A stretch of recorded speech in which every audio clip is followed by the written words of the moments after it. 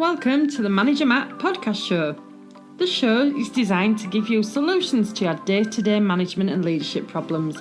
It's hosted by Matthew Haddock, a frontline manager and leader with over 25 years of experience.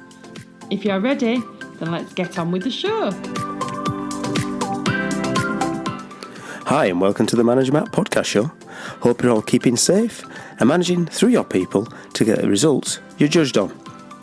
Can I ask you to please make sure that you've taken the time to subscribe to the show so you'll never miss an episode, and also if you can do me a massive favour and rate the Manager Matt podcast show wherever you get your podcasts. It helps others find the cast and hopefully improves their leadership skills. Well, without any more delay, let's get on with this week's show.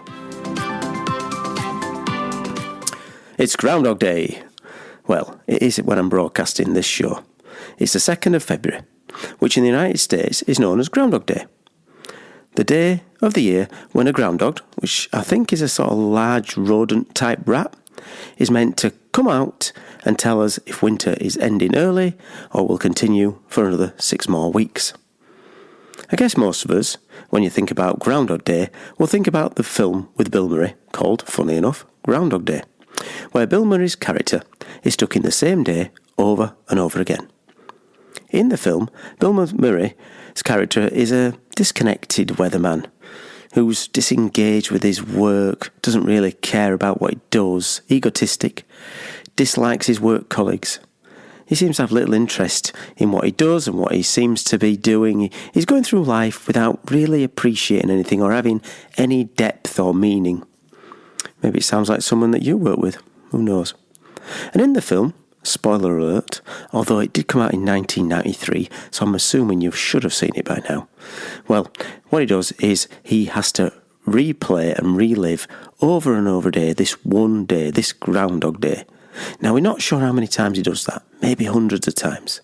But he has to do this until he finds his true calling in life and starts to live and almost moves away from his old, uncaring, disconnected life. Now this brings me to the point of the cast. How many of us are actually living the Groundhog Day in real life? We get up, we go to work, we have the same conversations every day, we do the same work which adds no value sometimes, we go home, we eat the same meals, we watch the same programmes on TV, we go to bed, then repeat and repeat and repeat. Sounds familiar? Look, I'm not saying that we should all quit our jobs tomorrow, leave our families and move to a deserted island to live off the land and farm chinchillas. That's not what Manager Matt is about, and that's what leaders don't do. Unless, of course, that's your calling. And if it is, well, as I say in Yorkshire, crack on. What Groundhog Day makes me think of is how I can change things to avoid me becoming into my own ruts and routines. To make changes to improve, if you like. Or to have a look at what I used to do that I've stopped doing and see why. What did I really do that added value? And why have I lost that? Why have I sort of moved away from it? The things that you may be doing daily, the never-ending meetings, the KPI calls. Do we really need to be doing these things? Have we avoided the normal contact with people by being socially distant and sat in our rooms or our offices, making only calls that are transactional? It's also a way to think about your team, and my team especially. Am I giving them enough stimulation to make their roles interesting and less groundhoggy, if groundhoggy is a word? Let's face it, some of the stuff that you do at work is not fun, but it has to get done. That's the fact of life. But there are areas that you can change when you start to think about it. If you think back to the film and the repeating of each day over and over again, if you had a chance to have your days over and at the end of every day reset and do something different, would you do it? What I'm meaning is, if you could have a go at that day, would you be doing what you're doing now? If there was no consequences, obviously if it's legal and moral, why are you not doing them things now? Is it because you had that safety net of knowing that it would reset? Is it because you fear the change? Or do you fear failure? Or do you feel the fact that someone might knock you? You might get a negative comment.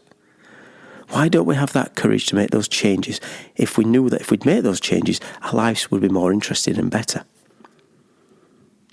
Now let's take our normal day. We all talk about having some development. That could be acknowledgement development. Well, why are you not signing up to that course you've always wanted to take? Why are you not reading that development book that you've always put off? Why are you not listening to more audiobooks or great podcasts? If it's about your personal development at work, why are you not meeting your boss and asking about a career? Why are you not looking for a new role and moving on if it's something you don't like? If it's around personal fitness, why aren't you just taking those small steps? A 10-minute walk at dinner, avoiding the second bacon sandwich in the morning. Groundhog Day is not just one day for some, it's every day for some. It's the habits that have made them into slipping into the same shit, different day view of the world. And in the film, Bill Murray made some small changes. Small change after small change after small change, day after day after day, until he finally wakes up in that different day with a different view of the world.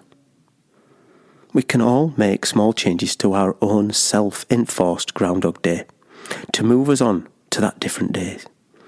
And unlike Bill Murray's character, we are in control of making the change.